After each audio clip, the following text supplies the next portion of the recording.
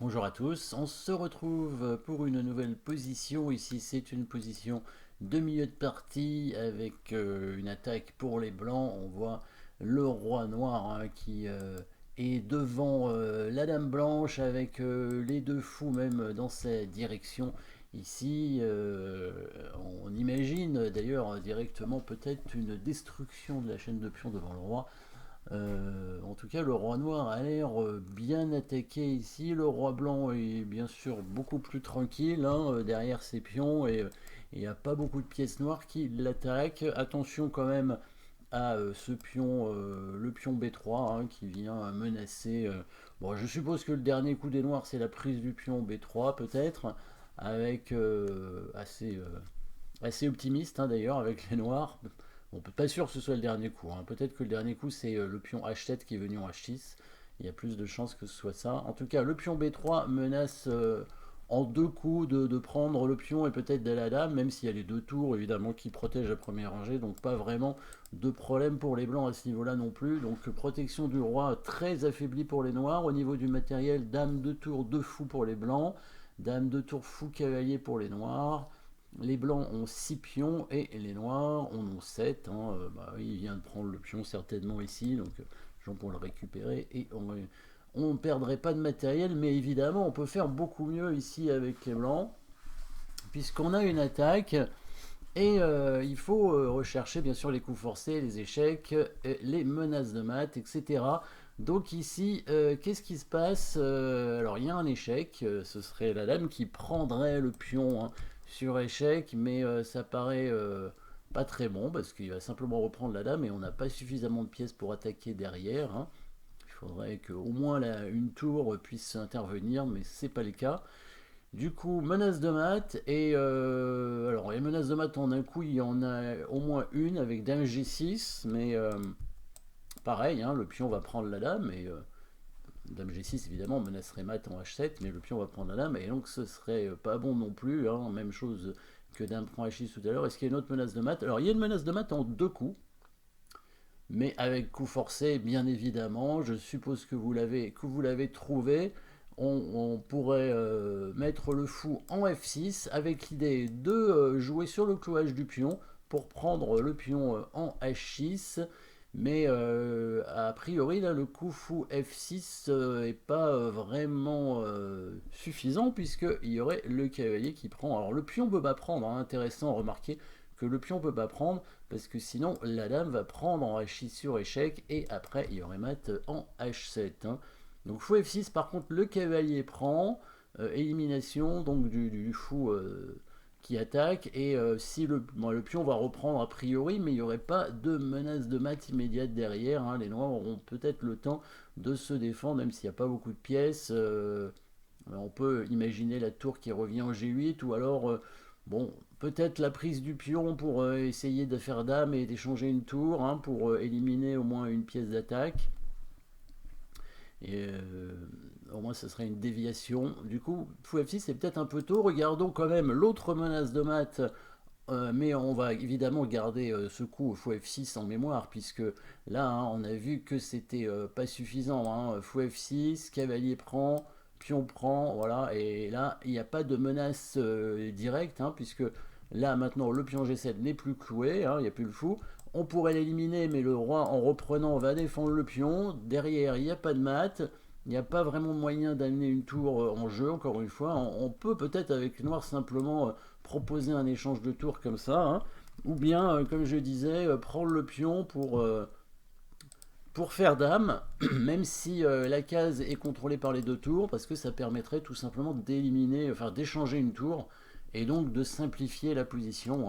On peut oublier que les noirs ont quand même un pion d'avance au départ, et ils viennent en prendre un deuxième ici.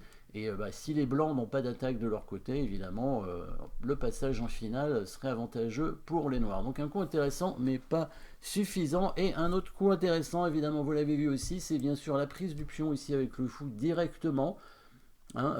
Puisque si le pion reprend le fou, on fait mat en deux coups, avec dame prend échec suivi du mat en H7. Mais là aussi, curieusement, ça va pas être suffisant. Même si ça a l'air intéressant, hein, évidemment, au départ, hein, le coup fou prend H6, mais les noirs vont se défendre, parce que, alors la menace avec fou prend H6, c'est bien sûr de bouger le fou et de mater en H7. Donc la façon de parer cette menace avec les noirs serait de bloquer la diagonale du fou et de contrôler la case en H7. Donc quand le fou va prendre le pion, en fait le pion va avancer de 2 cases ici en F5. Ça va bloquer le fou. Il y a une attaque à la découverte, mais elle n'est pas suffisamment forte avec le fou. Hein, si on bouge le fou, on va rien attaquer sur cette diagonale. Alors évidemment, on fait un échec à la découverte, mais ça n'a pas d'importance. Le roi bouge d'une case et après, il n'y a plus rien derrière. La prise du pion en G7 n'est pas bonne non plus parce que le roi prend et il n'y a rien avec seulement la dame. Et la prise en passant, qui aurait permis évidemment avec le fou de recontrôler cette case, permet au cavalier de revenir pour défendre. Et là, cette fois, la dame est attaquée. Donc là, l'attaque à la découverte n'est pas bonne. À moins de faire une attaque double, mais c'est pas suffisant non plus. Hein. On voit ici, on peut faire échec avec la dame. Le roi va revenir en H8. Et là, il n'y a pas de mat du tout. Hein. Le cavalier contrôle cette case. Et il y a même la dame maintenant qui est arrivée à défendre sur cette rangée. Donc attention à la défense de l'adversaire. Hein. On ne va pas directement prendre le pion. Pourtant, ça a l'air d'être bon, hein, évidemment. Il faut qu'il trouve le bon coup de défense F5, hein, évidemment. Mais s'il le trouve, par contre, bah, on est un peu embêté parce que ça aurait été mieux de gagner tout de suite. Hein, alors que là, on va avoir une position, peut-être une position d'attaque, mais pas forcément gagnante. Alors qu'il y a un moyen, évidemment, de concrétiser rapidement. Et on l'a bien compris, c'était avec cette idée fou F6. Par contre, il faut bien sûr éliminer le défenseur. Et vous l'avez trouvé, bien sûr, le coup. Le défenseur, c'est le cavalier. On a bien compris, le cavalier qui prend le fou en F6. Et on va l'éliminer avec une pièce qui ne joue pas, évidemment, parce que ce fou, il est très important sur cette diagonale pour pouvoir justement permettre les menaces de mat. Donc le cavalier, on va le prendre avec la tour, bien évidemment, la tour qui ne sert pas à grand chose et qui est là simplement pour éliminer le cavalier. Hein. Tout ce qu'elle faisait, la tour, c'était protéger sur la première rangée si éventuellement le pion allait prendre et menacer d'aller à dame, mais les noirs n'ont pas le temps de le faire, hein, parce qu'ils vont se faire mater avant.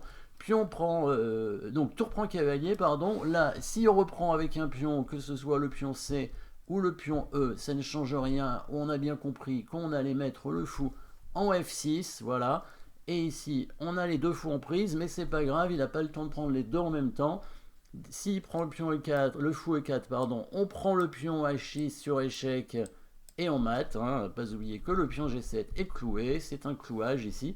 Et si le pion prend le fou, évidemment, en F6, on prend le pion aussi sur échec, et cette fois, le mat se fait en H7, et ici, après fou F6, on ne peut pas éviter le mat avec les noirs. Il a joué le seul coup qui évite le mat immédiat avec le coup roi G8 hein, pour déclouer le pion. Et là, on va évidemment remenacer mat. Et je crois que cette fois, il est complètement imparable. Bien sûr, vous avez trouvé le coup qui menace mat tranquillement, sans donner le matériel. La dame qui se met en G4. On recloue le pion qui est de nouveau attaqué, cette fois par la dame et le fou. Menace de mat, il ne peut pas défendre cette case. Il va être obligé d'avancer le pion d'une ou de deux cases. Ça ne change rien, il est avancé d'une seule case. Le fou qui prend, destruction évidemment de la chaîne de pions devant le roi. Et là, il ne peut pas éviter le mat. Hein. Pion prend, dame prend. Et c'est mat au coup suivant. Hein. Il peut couvrir avec sa dame. On prend la dame. Et c'est mat. Ici, il n'y a rien à faire. S'il avait avancé de deux cases, de toute façon, on aurait pu prendre le pion avec le pion. Menace à la découverte, menace mat hein, à la découverte, puis on prend pion mat directement. Et s'il tente de bloquer la colonne en poussant le pion, on prend le pion avec la dame et on va mater de façon forcée ici. S'il n'avait pas repris la tour au premier coup, donc s'il prenait avec le pion E, ça ne changeait rien. S'il n'avait pas repris la tour au premier coup et qu'il tentait d'aller à dame en prenant le pion en A2, bah, c'était pas suffisant puisque quand il fait dame, il fait pas échec. Donc bah, on va faire la même chose. Hein. Le fou arrive en F6. Tout ce qu'on a réussi à faire et ce qui était très très bien, c'était d'éliminer le cavalier, d'éliminer le défenseur. On voit que les pièces noires bah, qui restent servent à rien. Le fou en B7 sert absolument à rien. La dame, bah, elle n'est pas bien placée non plus parce qu'on n'arrive pas à protéger sur la 7ème rangée. On n'arrive pas à avancer ce pion très important, d'où le coup de fou en F6 hein, qui bloque complètement le pion. Et ici avec un mat imparable. Voilà, merci d'avoir suivi cette position. N'oubliez pas de vous abonner et à très bientôt.